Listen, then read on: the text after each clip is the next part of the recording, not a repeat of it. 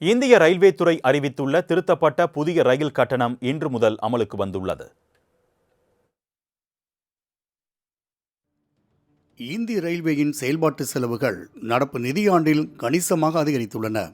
குறிப்பாக பணியாளர்களின் ஊதிய செலவு 1,15,000 கோடியாகவும் ஓய்வூதிய செலவு 60,000 கோடி ரூபாயாகவும் உயர்ந்துள்ளது.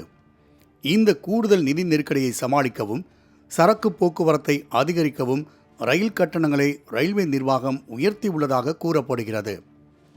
இதுகுறித்து வெளியிடப்பட்டுள்ள அறிக்கையில் சாதாரண வகுப்புகளில் 215 கிலோமீட்டர் வரை கட்டண உயர்வு இல்லை என்றும் அதற்கு மேல் பயணிக்கும் ஒவ்வொரு கிலோமீட்டருக்கும் 1 பைசா அதிகரித்துள்ளது.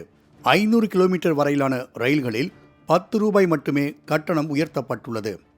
இதேபோல் மெயில் மற்றும் விரைவு ரயில்களில் ஸ்லீப்பர் மற்றும் ஏசி பெட்டிகளில் பயணம் செய்வோருக்கு கிலோமீட்டருக்கு 2 பைசா கட்டணம் அதிகரித்துள்ளது.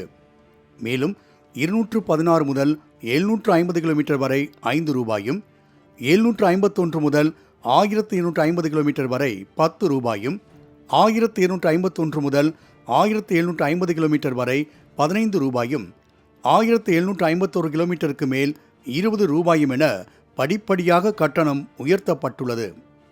தொகை சிறியதாக இருந்தாலும் குடும்பமாக பயணம் செய்வோருக்கு அல்லது அடிக்கடி நீண்ட தூரம் செல்லும் பணியாளர்களுக்கு இது கூடுதல் செலவாகும் என கருதப்படுகிறது.